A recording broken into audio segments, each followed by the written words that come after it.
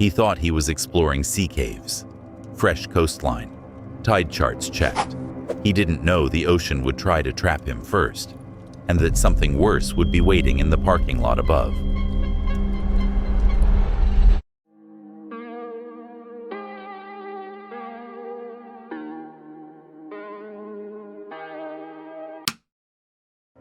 It's April 25th, 2026 in Coastal Cliffs, United Kingdom. Bean Outdoors, a channel usually focused on technical hunting gear and archery equipment. Occasionally, though, the guy behind it tests that equipment in places most of us would skip entirely. Stealth camping, remote locations, situations where being alone stops being peaceful and starts being a liability. He made it out with the footage. So here we are. Caves. As there's been rumours, the hikers and walkers have been walking down here before and they've got caught up in the high tide and they've had nowhere to go but to retreat into the caves, and they've never ever came back out. We have to follow the coastline all the way back round there as the sun's starting to go down now, and we do not want to get caught in this, and it's really coming in fast.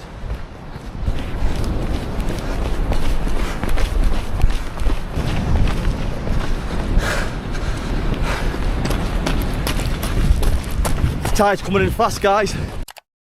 He walks into the sea-carved caves as the light starts dying. Local legends hang heavy here. Hikers trapped by the tide, retreating deeper into the darkness, never coming back out.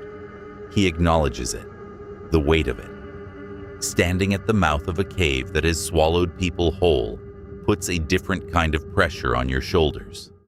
The tide's coming in fast, guys, and I'm still a good 15-minute walk away from getting up.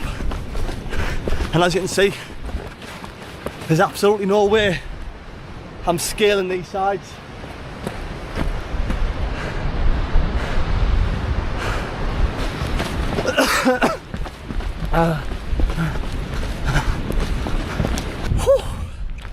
I'm finally back up.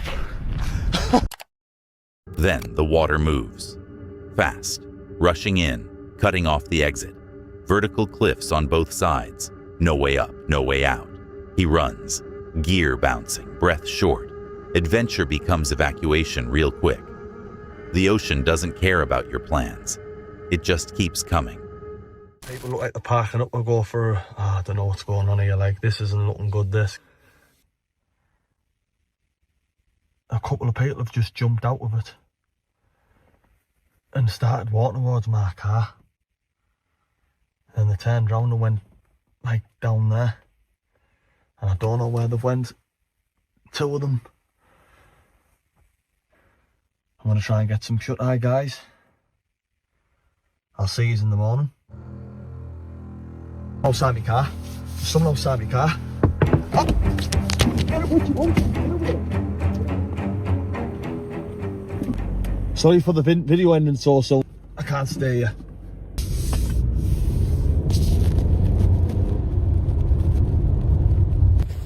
Oh my god. The car park's about a 5-minute drive that way. Oh god, there's another. I'm gonna have to go. I'm sorry the way it ended. It's 1:30 in the morning. I'm out here.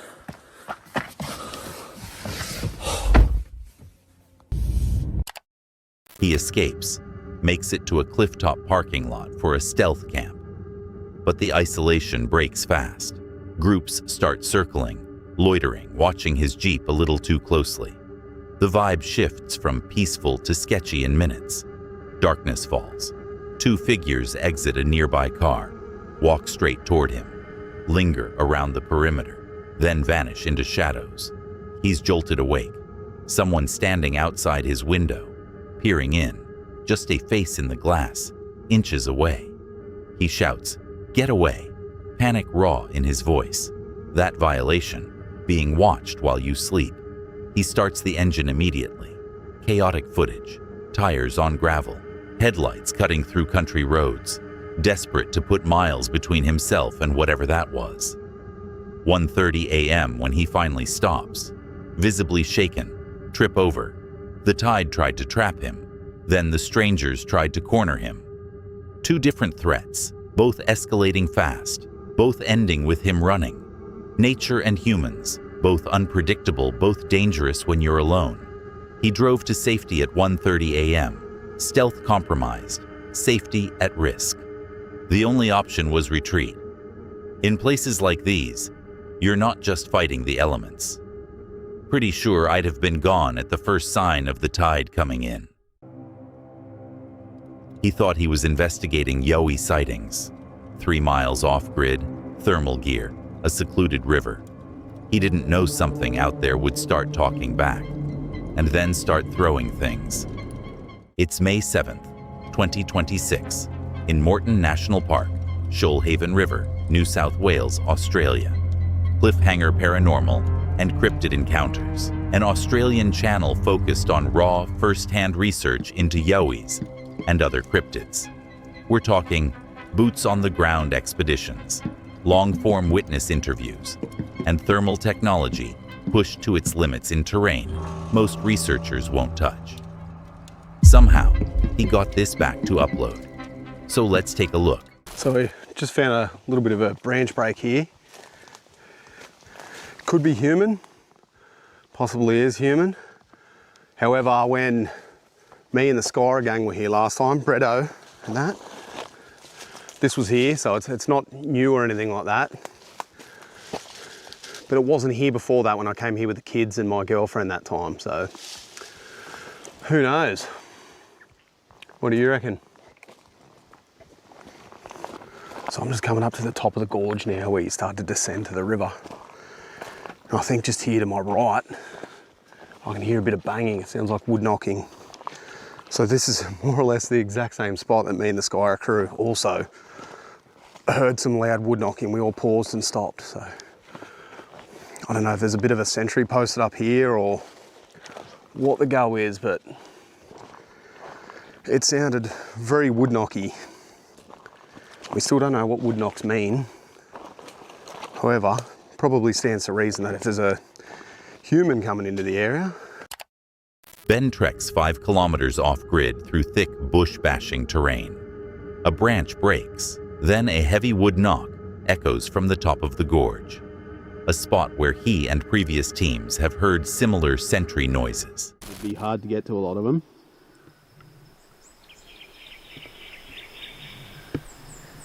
There's plenty of these around, eh?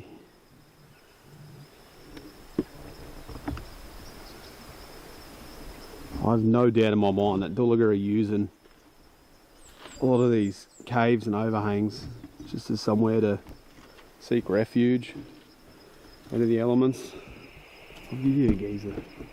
These ones over here too. So these are just behind the tent where I set the tent up. So the tent's just there.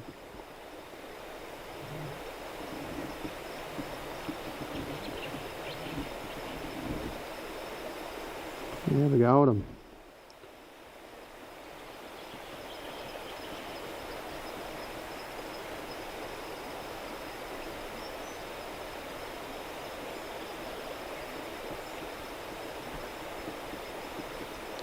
Some of them are real elaborate.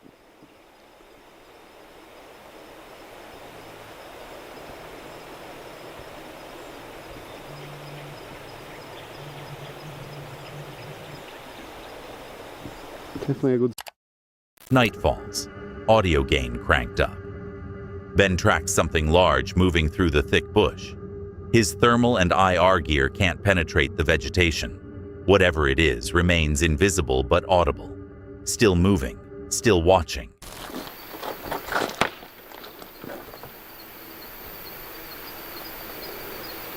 Hello?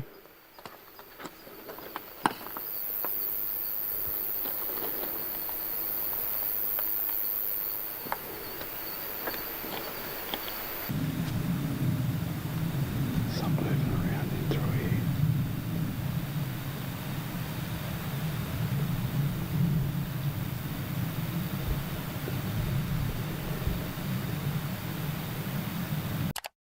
Scanning with a thermal monocular. Something is thrown out of the bush directly at him. He hears the impact but can't see it through the optic. He tries a friendly greeting.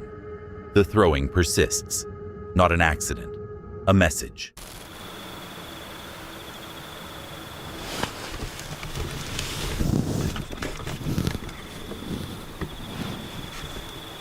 You can't see what's going on, but I've got to point the mic this way.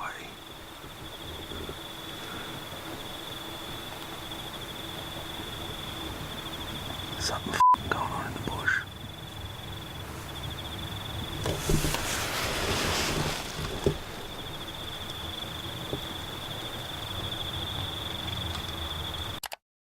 Early morning.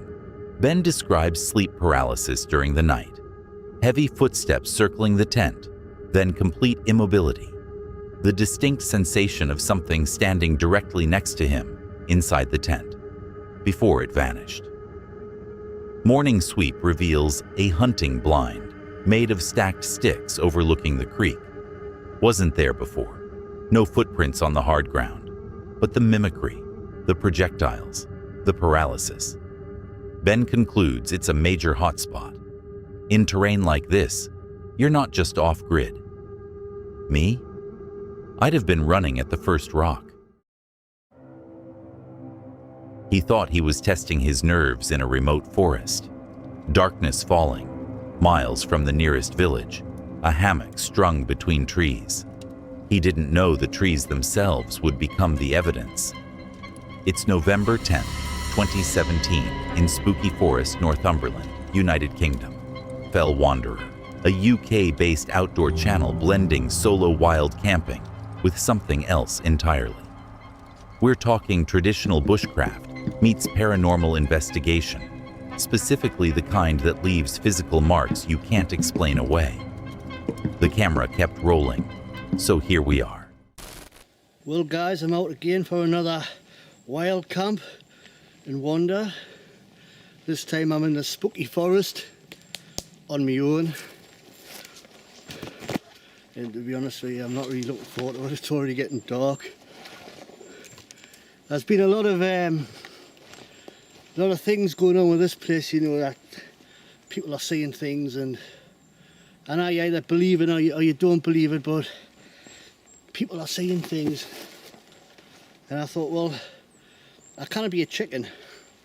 You know, I've got to get over this kind of phobia of coming camping on my own in certain places.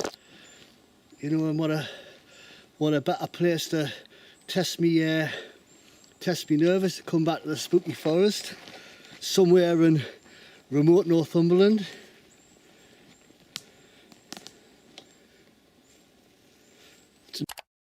He enters the forest as darkness falls, specifically choosing this spot to test his nerves. Local reports of strange activity drew him in. The silence hits immediately. No birds, no wind, just unnatural stillness. Unusual for this area. The unease settles in fast. I thought it was a small tree, a sapling or whatever, but I thought what a strange place for it to be growing. That stick has just been pushed into there. That's an owl, by the way.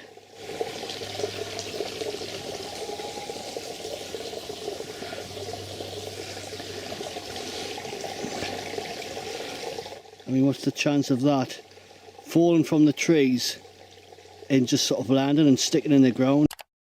Wandering the camp perimeter, he finds it. A small sapling pushed vertically into the earth. Examines it closely. The odds of this falling from a tree and landing perfectly upright? Nearly impossible. Someone or something placed it there.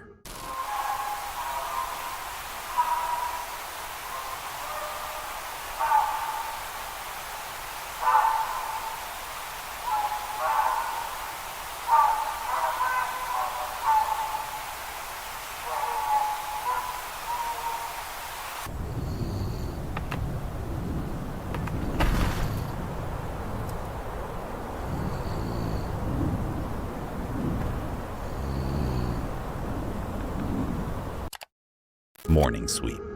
A massive branch snapped twice, once 30 feet up, again at the base.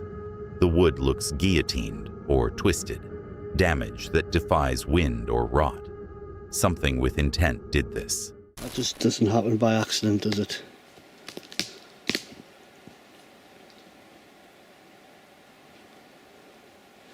And that one pushed over there. And you've got another one coming that way. It's like a structure.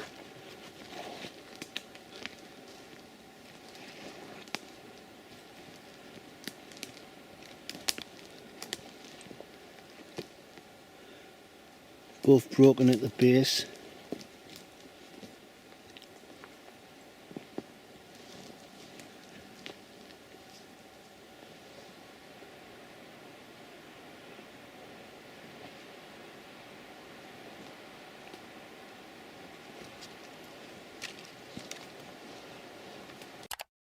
Deep off the track, he finds them. 2 sticks broken and deliberately crossed.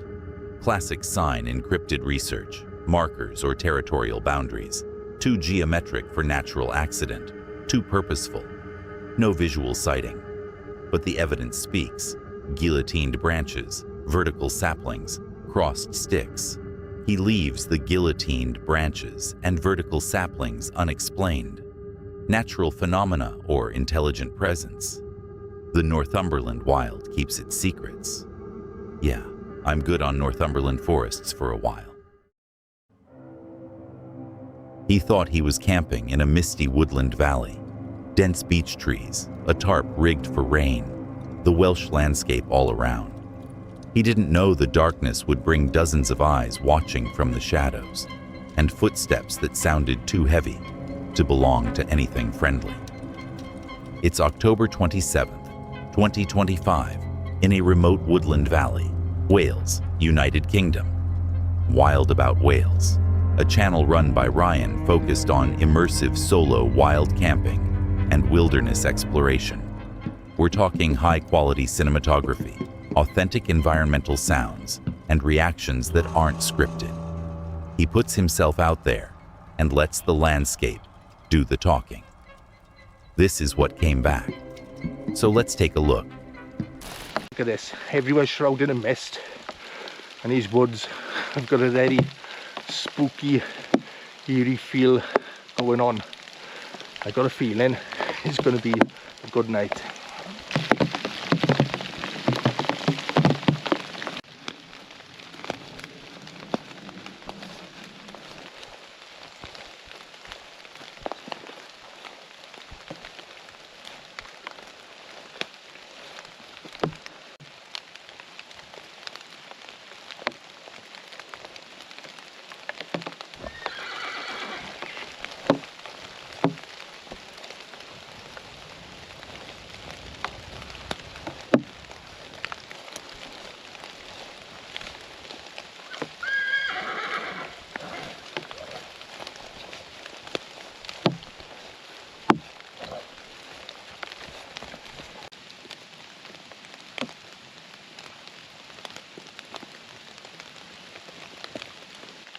I'm going to be using the OEX Bush Pro tarp for tonight. Also in here, I've got a lightweight tarp that I'll be using as a ground sheet. Ryan enters a dense woodland valley shrouded in thick mist. Spooky is the word he uses. He finds a spot between large beech trees and rigs an OEX Bush Pro tarp. Heavy rain starts falling. He secures his kit against the damp, noting the location already feels unsettling, and night hasn't even fallen yet. Not what I was hearing. I was just about to go to bed.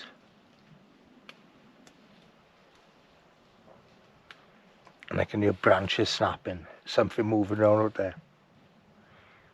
On the wind, it's just picked up. Don't worry, I'm not one of these YouTubers who does these scary videos. Grown men running around in the woods scared because you heard a few noises. That's not my thing. But it was definitely round. I could hear some noises coming from over there. I shone my torch down there, and I could see a big black figure. Just turns out it's one of those horses. But it's so quiet moving around. It's unbelievable. But I wish I could pick this up on camera. When I was walking down that direction earlier, I was shining my head torch, and all his eyes lit up.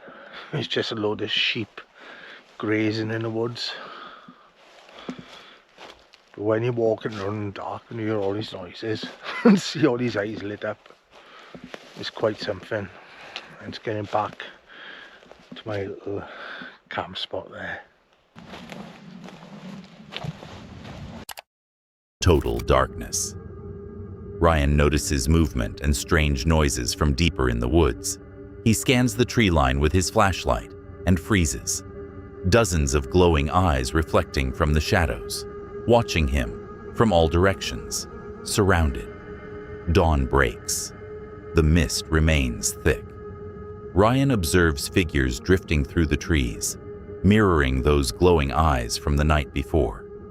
He reflects on how the livestock move with near-total silence, creating that spectral, haunted atmosphere.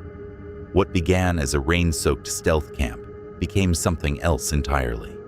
Disembodied footsteps, snapping branches, dozens of eyes peering through darkness. The environment and isolation shifted Ryan's perception completely. By morning, the intruders were confirmed as local horses and sheep. But their silent, ghost-like movement through the mist made for one of the most atmospheric camps he's ever conducted. In valleys like these, you're not alone, even when you think you are. I'd probably stick to campgrounds after that one. He thought he was camping near a ghost ship. A rusted passenger ferry beached since 1979, the coastal marshes of Moston stretching around him. He didn't know the darkness would conjure a glowing green orb, and that the explanation would be almost as strange as the mystery. It's March 18th, 2026 in Moston, Flintshire, Wales, United Kingdom. Joe Goes Trekking, a UK-based outdoor adventure channel hosted by Joe. Solo trekking, wilderness exploration, wild camping in unique locations across the British Isles, often featuring his custom Yeti Bus camper van and a candid observational style that lets you see exactly what he sees. He survived the scare, so let's jump straight into it. Today I'm in Boston, and here we are outside this beautiful bucket of rust called the Duke of Lancaster. There is, just the other side of the ship, a trail off the road. Now, I've seen online that you can get camper vans down there. Now if that's the case, I'm going to go over and wander now and have a look to see if we can stay there the night. Let's go! So we're just coming along the other side now. Can you see it? Oh, look at her. She's a beauty, mate. But yeah, I've just seen along here. So obviously you walk down here now. And that's going to take you onto the coastal path, which you meant to be able to drive down. And well, I know it's true because I've just seen a van pulled up in the spot that I was planning to pull up in myself. Look at this. That's as close as you can get, folks. Yosny getting no closer than that, unfortunately. Like I say, unless you're willing to break rules and get in. Here we go, folks. Oh, I think we can get the Yeti bus down here. Oh yes, there's space for the Yeti bus here. Just wanted to have a bowl down to see what the terrain was like. But we can get the Yeti bus down here.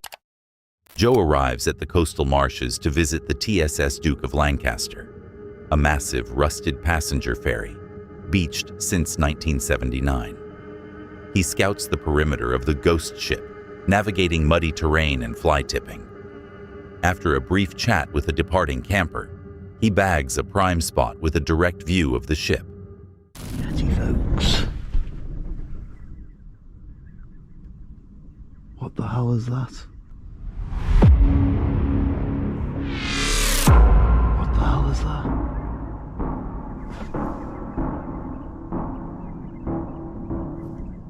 Oh, it's a dog! Whoa! That scared me, man. Night falls. The location becomes isolated and pitch black. Sitting in total darkness inside his van, Joe is startled. A mysterious glowing green object moves through the air outside. From his perspective, The light hovers and drifts without visible source, a supernatural orb or entity floating in the void. His heart rate jumps. Visibly shaken, Joe watches the light move closer. The isolation of the ghost ship location adds weight to the moment. Oh, that scared me. Well, I got scared then, folks. I just saw a green floating thing and I got extremely worried. I thought I was tripping or something then. Someone walking the dog. But yeah, completely black now, folks. You can't see a thing, can you? Let's get the light on for you. How's that for you, folks? Hey? I've put your eyes on for you. The Yeti buzz looking stunning. I don't know, I don't know why. Can't really have that in my face, Jesus. It's for shining the other way, that one, folks, but Yeti. What a camp. Ooh. We fell over. Oh, she lights up and reflects like a dream, doesn't she? Look at that. Oh wow, I never knew that. Man's got some proper reflections going on the back of there, hasn't he? What a gaff. I'm well happy with this. The ghost ship there. We have got a nice little spot for the night. The tension breaks. The glowing object reveals itself. A dog wearing a bright LED safety collar. A local resident walking their pet along the coastal path in the dark. The person wore dark clothing, so only the floating green light was visible against the black background. Not a ghost, just a Labrador. What began as a peaceful night next to a maritime relic became a moment of genuine panic. The absolute darkness, the rusted ship's shadow, and that floating green light created perfect conditions for fear.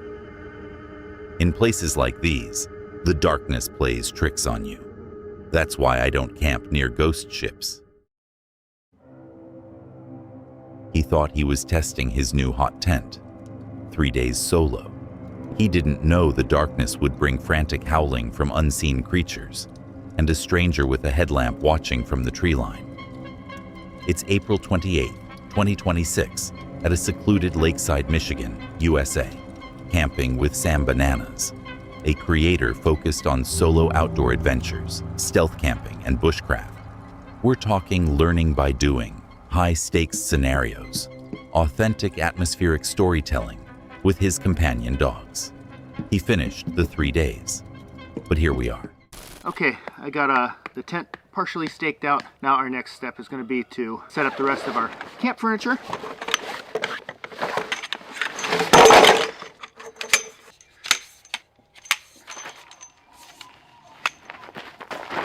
Donatello.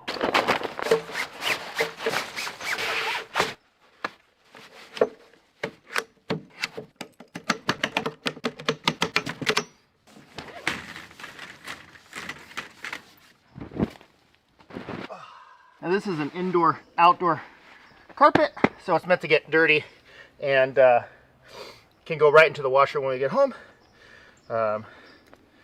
And hopefully this will make Sparky a little more comfortable in his campsite here. So I do have some new gear on this trip. This stuff is a little bulkier, but it's still fairly compact, and I think it's gonna help my car camping setups and just make things get set up quite a bit easier. Look at that. Okay, I forgot the hot tent is over here, so I will need to go ahead and move the cot over here, and then I'm going to do the table in the back, and then we can fiddle with it tomorrow if it's not super comfortable.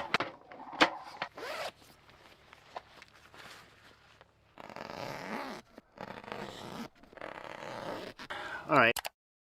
Sam arrives at a remote campsite with Sparky. 3-day solo expedition begins. Early evening is functional, hot tent setup, organizing camp furniture. Initially peaceful, but temperatures drop. The isolation of the site sets in. Night falls over the Michigan wilderness.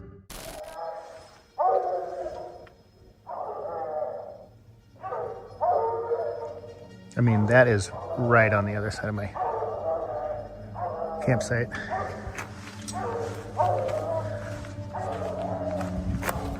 I got Sparky in the car. Yeah, he's not coming out for now. I don't know what the heck that is.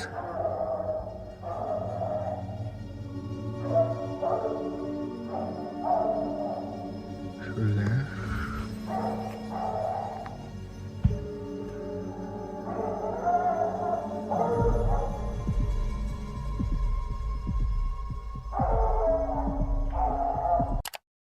Silence shattered. A chorus of howling and barking from unseen creatures in the distance. Frantic, persistent, far more intense than standard nocturnal wildlife. Atmosphere shifts immediately.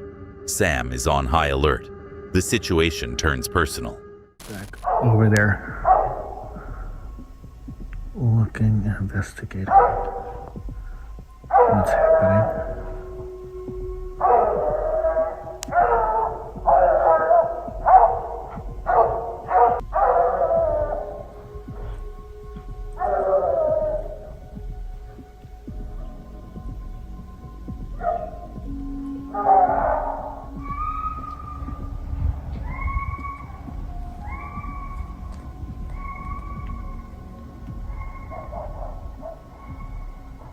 Well, pretty much he... Sam captures it on camera. A headlamp flickering through the dense woods. The light moves with purpose, appearing and disappearing between the trunks, confirming human presence lurking just yards away in the dark. Sam spots the figure through the trees, looking up into the branches with a light. Bizarre, unpredictable. Concerned for Sparky's safety, he secures the dog in his vehicle, continues monitoring the perimeter.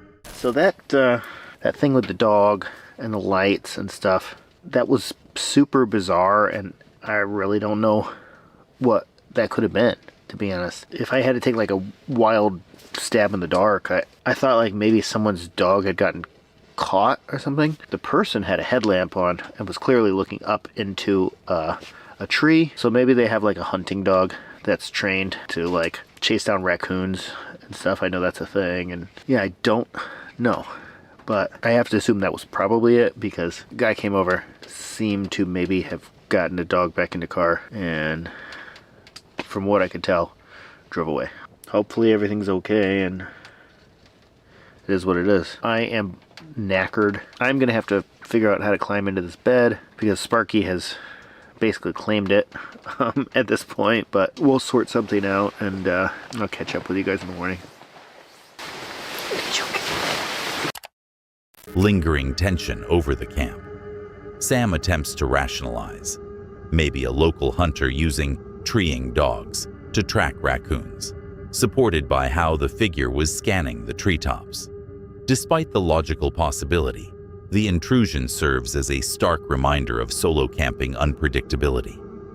The rest of the trip is a battle against freezing temperatures and heavy rain. But the memory of that light in the woods remains the most unsettling chapter. In places like these, you're never truly alone, even when you should be. 3 days alone? Not with strangers in the woods. That's it for tonight. If you watched all the way to the end, you're either very brave or you made some questionable life choices. Either way, like and subscribe, hit the bell, and click one of the videos on screen. I'll be back soon with more reasons to stay indoors. See you then. And if you made it this far, there was a hidden word somewhere in tonight's video. Drop it in the comments if you caught it.